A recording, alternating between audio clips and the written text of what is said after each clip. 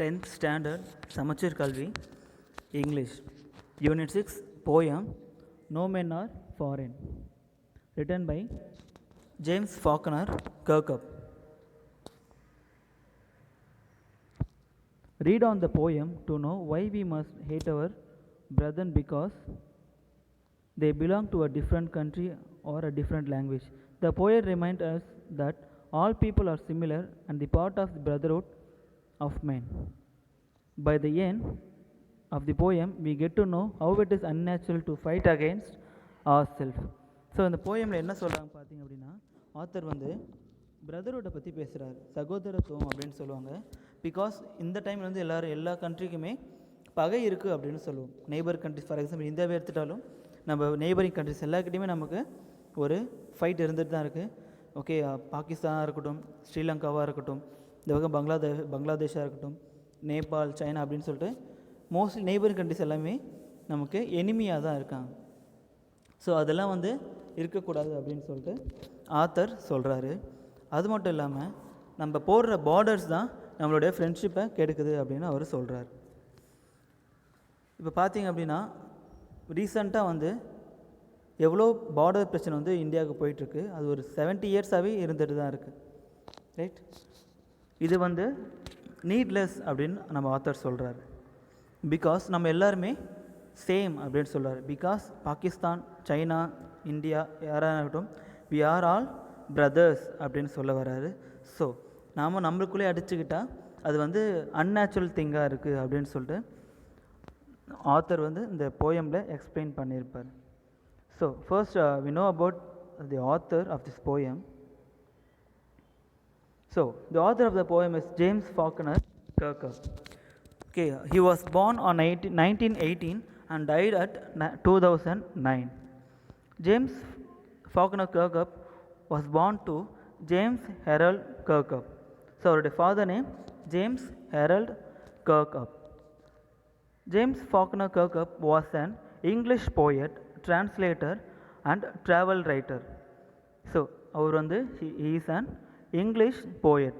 Okay, ஒரு ஆங்கில எழுத்தாளர், டிரான்ஸ்லேட்டராகவும் இருந்திருக்கார். டிரான்ஸ்லேட் போது ஒரு புக்கை மொழிபெயர்த்தல் அப்படின்னு சொல்லுவாங்க. அண்ட் அ ட்ராவல் ரைட்டர், அட்வென்ச்சரை பற்றி அவர் புக்ஸ் எழுதியிருக்கார். He wrote over 30 books including autobiographies, novels and plays. அவர் வாழ்க்கையில் ஆல்மோஸ்ட் 30 புக்ஸ் மேலே எழுதியிருக்காரு, இன்க்ளூடிங் ஆட்டோபயோகிராஃபிஸ். அந்த ஆட்டோபயோகிராஃபிஸ் என்ன அப்படின்னு பார்த்தீங்கன்னா, ஒரு மனிதன் அவரை பற்றிட்டே எதுனா அது என்னென்னு சொல்லுவாங்க, ஆட்டோபயோகிராஃபிஸ் அப்படின்னு சொல்லுவாங்க. ஃபார் எக்ஸாம்பிள், இப்போ அப்துல் கலாம் இருக்காருன்னு பார்த்தீங்க அப்படின்னா, அப்துல் கலாம் பற்றி நாம் எழுதுனா அது பயோகிராஃபி. அப்துல் கலாம் பற்றி அப்துல் கலாமே ஏன்னா அது ஆட்டோபயோகிராஃபி அப்படின்னு சொல்லுவாங்க. அப்துல் கலாமே என் autobiography name wings of fire அப்படின்னு சொல்லுவாங்க. இது அப்துல் கலாமுடைய ஆட்டோபயோகிராஃபி. டைம் இருந்தால் அதை நெட்டில் சர்ச் பண்ணி படித்து பாருங்கள்.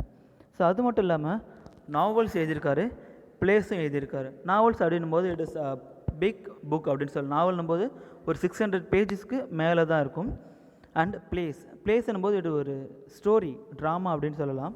ஸோ இந்த ஷேக்ஸ்பியர், ரோமியோ ஜூலியட்டாக இருக்கட்டும், மேக்பெத், இந்த டாக்டர் ஃபாஸ்டர்ஸ், கிறிஸ்டோஃபர் மார்லோவுடையது, அது மாதிரி எவ்வளோ பிளேஸ் இருக்குது. அந்த பிளேஸை அவர் எழுதியிருக்காரு. Kirkup wrote his first book of poetry, The Drowned Sailor at the Downs, which was published in 1947. So, James Faulkner Kirkup அவருடைய ஃபர்ஸ்ட் புக் ஆஃப் போய்ட்ரி எப்போ எதுனாரு அப்படின்னு பார்த்தீங்கன்னா 1947 பப்ளிஷ் ஆகிருக்கு. அதுக்கு பேர் the drowned sailor at the downs. His hometown of South Shield now holds a growing collection of his works in the Central Library. So அவர் home town அப்படின்னும் போது அவர் வாழ்ந்த இடம், அவருடைய நேட்டிவ் அப்படின்னு சொல்லுவாங்க. இப்போ நம்மளோட நேட்டிவ் பாண்டிச்சேரி, திருக்கனூர் அப்படின்னு சொல்கிற மாதிரி அவரோட நேட்டிவ் சவுத் ஷீல்ட்ஸ். ஸோ அங்கே ஒரு சென்ட்ரல் லைப்ரரி இவருடைய கலெக்ஷன்ஸ் இருக்குது அப்படின்னு சொல்லுவாங்க. And the artefacts from this time in Japan are housed in the nearby museum. இவரோட சில விஷயங்கள், சில படைப்புகள் ஜப்பானில் ஒரு மியூசியமில் வச்சுருக்காங்க அப்படின்னு சொல்கிறாங்க. His last volume of poetry was published during the summer of 2008 by Red Squirrel Press and was launched out a special event at Central Library in South Shields. அது மட்டும் இல்லாமல் அவருடைய last volume of poetry was published during December of 2008. So அவர் வந்து 2009 இறக்குறாரு. அதுக்கு முன்னால் வந்து 2008 அவருடைய ஒரு போயட்ரிக்கான ஒரு புக் வந்து பப்ளிஷ் பண்ணப்படுது 2008. Okay, by Red Squirrel Press and was launched at special event at Central Library in South ஷீல்டில் இருக்கிற ஒரு இம்பார்ட்டண்டான நாளில் இதை அவருடைய புக் ஆஃப் போயட்ரியை பப்ளிஷ் பண்ணியிருக்காங்க. His such a popular poet in his age. Okay, அவருக்கு வாழ்ந்த காலத்தில் பாப்புலரான போயட்டாக இருந்திருக்கார். And also he wrote many patriotic poems and books. So அவருடைய ஒர்க்ஸ் மோஸ்ட்லி வந்து பேட்ரியாட்டிக் ஃபீலை தரும் அப்படின்னு சொல்லுவாங்க. பேட்ரியாட்டிக் போது தேசபக்தியை உண்டு பண்ணுறதாகவே இருக்குது. Now you are reciting the poem. Remember, no men are strange, no countries foreign. Beneath all uniforms, a single body breathes like us. The land our brothers walk upon is earth like this, in which we all shall lie. They too, aware of sun and air and water, are fed by peaceful harvest, by war's long winters starved. Their hands are ours, and in their lines we read, a labor not different from our own. Remember, they have eyes like us that wake or sleep, and strength that can be won by love. In every land is common life that all can recognize and understand. Let us remember, whenever we are told to hate our brothers, it is ourselves that we shall dispossess, betray, condemn. Remember, we who take arms against each other, it is the human earth that we defile. Our hells of fires and dust outrage the innocence of the air that is everywhere our own. Remember, no men are foreign and no countries strange. By James Faulkner Kirkup. Remember, no men are strange, no countries foreign. Beneath all uniforms, a single body breathes like us. So, என்ன எப்படி start பண்ணிங்க அப்படின்னா, remember no men are strange, no countries foreign. என்ன சொல்லுவார் பார்த்தீங்கன்னா, நம்ம பீப்புள்கிட்ட பேசிகிட்டு இருக்காரு. ஸோ என்ன அப்படின்னு பார்த்தீங்கன்னா, எந்த ஒரு மனிதனும் ஸ்ட்ரேஞ்சர் கிடையாது, எந்த ஒரு கண்ட்ரினுமே ஃபாரின் கிடையாது அப்படின்னு சொல்கிறாங்க. ஸோ நம்ம வந்து வேற்றுமை பார்க்குறோம் இல்லையா, இவங்க வந்து இப்போ அவங்க தமிழ் பேசுகிறாங்க, அவங்க ஹிந்தி பேசுகிறாங்க, அவங்க தெலுங்கு பேசுகிறாங்க, அவங்க இங்கிலீஷ் பேசுகிறாங்க, ஃப்ரெஞ்ச் பேச சொல்லி நம்ம டிஸ்கிரிமினேட் பண்ணுறோம். பட் இவர் என்ன சொல்கிறாங்க பார்த்தீங்கன்னா, அப்படி எந்த மனிதனுமே ஸ்ட்ரேஞ்ச் கிடையாது, அவர் ஒரு தனியால் இல்லை அப்படின்னு சொல்கிறாங்க. அண்ட் நோ கண்ட்ரிஸ் ஃபாரின், எந்த ஒரு நாடுமே அந்நிய நாடு கிடையாது. ஃபாரின் அப்படின்னாலே அந்நிய நாடுன்னு தான் அர்த்தம். இவர் என்ன சொல்கிறார் அப்படின்னா, எந்த ஒரு நாடுமே அந்நிய நாடு கிடையாது அப்படின்னு சொல்கிறார். beneath all uniform a single body breathes like us.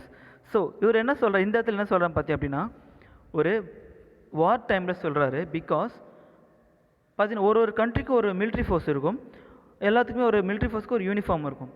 என்ன தான் வேறு ஒரு கண்ட்ரியாக இருந்து வேறு ஒரு யூனிஃபார்ம் இருந்தாலும் அந்த யூனிஃபார்முக்குள்ளே ப்ரீத் பண்ணுறது ஒரு ஹியூமன் அப்படின்னு சொல்ல வர்றார். ஸோ நம்ம சைனீஸாக இருக்கலாம், இந்தியனாக இருக்கலாம், பாகிஸ்தானியாக இருக்கலாம், பட் நம்ம எல்லாருமே ஹியூமன் பீயிங் அப்படின்னு சொல்ல வர்றார். Remember, no men are strange, no countries foreign. beneath all uniforms a single body breathe like us. அவங்களும் நம்மள மாதிரி என்ன பண்ணுறாங்க, ஓகே, ப்ரீத் பண்ணிட்டு இருக்காங்க அப்படின்னு சொல்கிறார். The land our brothers walk upon is earth like this, in which we all shall lie. So land என்னும்போது இப்போ நம்ம மக்கள் என்ன பண்ணாங்க அப்படின்னா, இப்போ நம்ம சைனாவில் வார் நடந்திருக்கும், சைனாவுக்கும் இந்தியாவுக்கும் வந்து ஒரு கான்ட்ரவர்சி போயிட்டுருக்கு. ஓகே, லடாக் அப்படின்ற ஒரு பிளேஸில் 67 கிலோமீட்டர்ஸ் சைனீஸ் வந்து அத்துமீறி நம்ம இந்தியாவுக்குள்ளே வந்திருக்காங்க. சரிங்களா, அவனை பொறுத்த வரைக்கும் கண்ட்ரிக்கான பார்டர் நினைக்கிறாங்க, இது என் கண்ட்ரி, இது உன் கண்ட்ரின்னு. இது எல்லாமே நம்ம கண்ட்ரி, நம்மளுடைய லேண்ட் அப்படின்னு நினச்சிருந்தா இந்த மாதிரி ஒரு அத்துமீறல் நடந்திருக்காது. ஸோ அதான் சொல்ல வர பாருங்க, the land our brothers walk upon is earth like this, in which we all sigh, in earth we all shall lie. So author என்ன சொல்கிறாங்க பார்த்தீங்க அப்படின்னா, என்ன தான் நம்ம உங்கள் லேண்ட் எங்கள் லேண்ட் அடிச்சுக்கிட்டாலும் நம்ம எல்லாருமே லாஸ்ட்டாக போய் சேர போகிறது எர்த்தில் தான், சேம் எர்த்தில் தான் அப்படின்னு சொல்கிறாரு. ரைட். ஸோ அதனால் இந்த போராட்டம், இந்த ஃபைட் எல்லாமே லேண்டுக்காக வேணாம் அப்படின்னு சொல்கிறார்.